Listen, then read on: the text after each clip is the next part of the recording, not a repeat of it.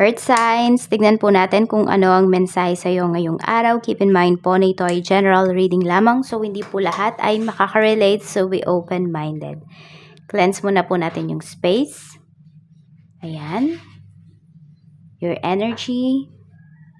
Tanggalin po natin yung mga negativities na hindi naman para sa inyo. Ayan, pero kumapit sa inyo. Dala ng mga psychic vampire na nakausap nyo. Simulan na po natin ang reading mo. Kung gusto nyo po ng ating, ito, may gift ako para sa mga hindi nag-skip ng ads.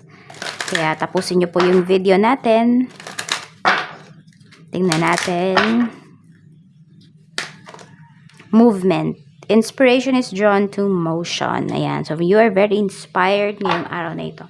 Pwede rin naman, earth signs, kayo yung maraming na i-inspire, na motivate ngayong araw na ito. Through your actions, through your words. Tingnan natin kung ano yung napapansin ng tao na yon.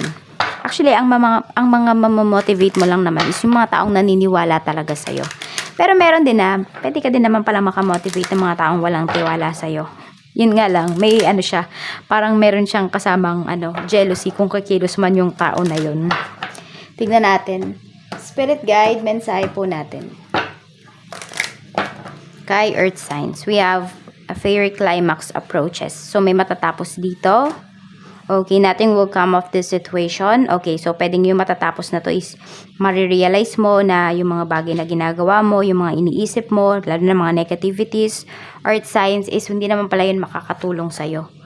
Have faith in your dreams. Ayan po, wag nyong bibitawan yung mga pangarap po ninyo. Pwede nyong ibahin siguro yung ways, yung approach ninyo, pero wag na wag nyo pong bibitawan yung inyong mga pangarap. Minsan ganun tayo, di ba? Pag binitawan natin or pag nagbago tayo ng ways, binibitawan na din natin yung pangarap natin na yun. Pwedeng sabihin natin, matagal lang talaga siyang mangyayari, earth signs, pero hindi nyo kailangan bitawan. So, may mga marirealize lang kayo dito na yung mga approaches ninyo is hindi pala talaga siya tama. Ayan. So, some of you are dealing with Aries or meron kayong moon in Aries, ask for help. Ayun. Ito yung minsan, nakakalimutan natin. Or hindi naman natin nakakalimutan. Ayaw lang talaga natin gawin because siguro of pride or pwede rin na nahihiya kayo. Are you constantly giving to others yet you're receiving what you need? So, kayo ba ay giver? So, then it's time to ask for help. You're not superwoman, so there's no need to do it all yourself. You have an army of angels on speed dial. Give them a call.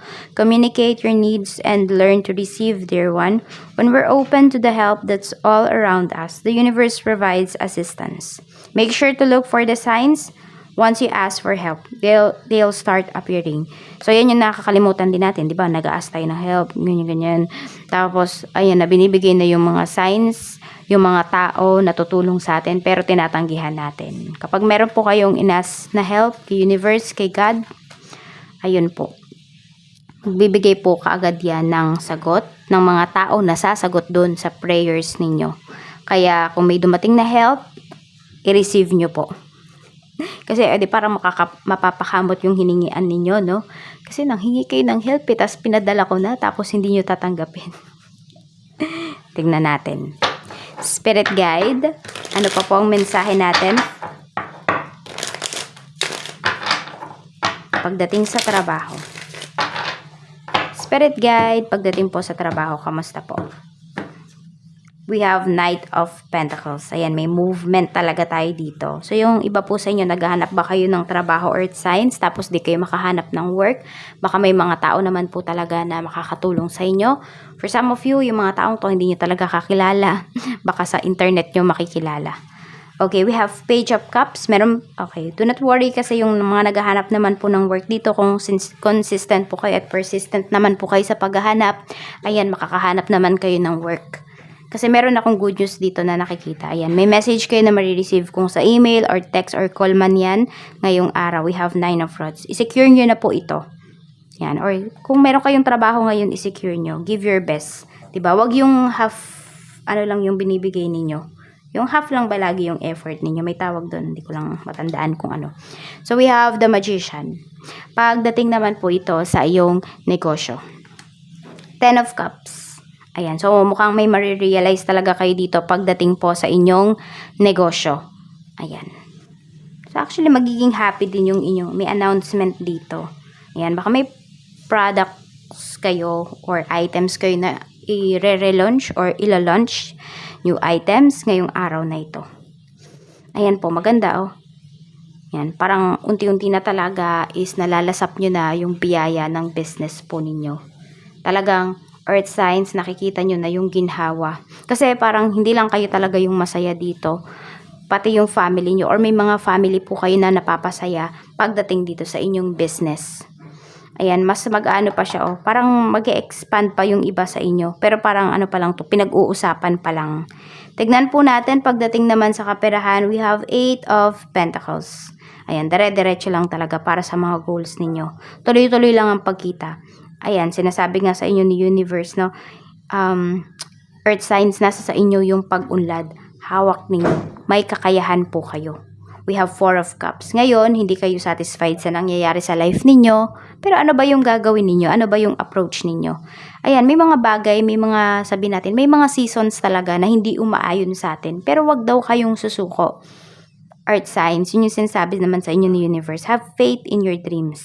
Kasi, hindi ba, malay mo, nandun ka na pala sa kalagitnaan, tapos bigla kang lumiko, bigla kang huminto, bigla kang tumigil, kasi akala mo walang nangyayari. Hindi ba? Ganun naman talaga sa life. Hindi natin pwedeng makuha mabilisan.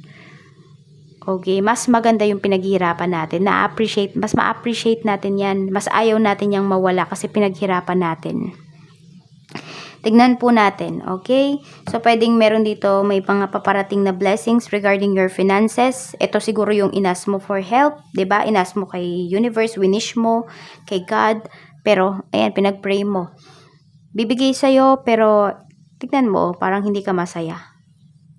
So, i-appreciate mo yung mga blessings, yung mga help na dumarating sa'yo regarding your finances. Actually, yung iba sa inyo, masasabi nyo, hindi naman po yun help eh.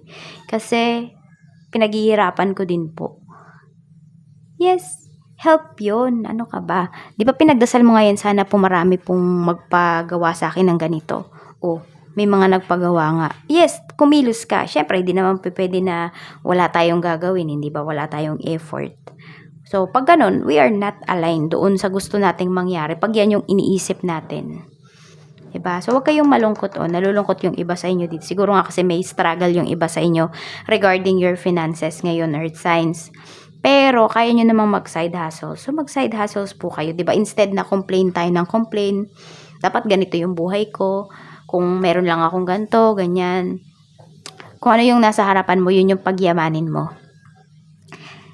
Tignan po natin pagdating sa love life. We have 8 of Cups. May nang ghost ba sa inyo dito? The Empress. Okay, we have 4 of Swords. Hindi ko alam kung may buntis ba dito. Parang one month away na lang kayo sa pag-deliver ng inyong baby or yung asawa po ninyo. Ayan, meron din dito. Pwedeng kalmado lang pala yung relationship ninyo kasi iniiwan nyo na yung mga bagay na, you know, mga tao, mga bagay na hindi talaga nakakabuti sa inyong relasyon. Tingnan natin. Mas kalmado po yung relasyon nyo ngayon. Runner. Pero meron din talaga ng ghost sa inyo dito. Parang, kung may buntis nga talaga dito, pwedeng tinakasan kayo. Natakot sa responsibilities. Hand of cards. So, yung iba naman po sa inyo is magta-take pa kayo ng risk. Pagdating dito sa relationship, parang magre-reach out pa kayo. Gagawa pa kayo ng efforts talaga for that person. Nakita nyo, nothing will come of this situation. Hindi ba? Parang, kung ayaw talaga sa inyo ng tao or signs, hindi nyo po yan mapipilit. Meron ganun kasing energy dito. Okay? So, ito po, para sa mga hindi nag-skip ng ads, i-comment nyo lang po below yung inyong pangalan, yung birthday, at isang tanong. Isang tanong per comment lang po tayo. Pipili po ako ng sasagutin at mapapanood nyo yung sagot sa next video natin. So, pipili lang ako ng dalawang sasagutin every video. For 7 days ko po yan gagawin. So, simula tomorrow hanggang, ayan, bilang kayo ng 7 days. Okay. Kung kay Earth Signs po kayo nag-message, nag-comment, kay Earth Signs nyo din po mapapanood yung mga sagot. Yan lang po. Maraming salamat and see you again on my next video. Bye-bye!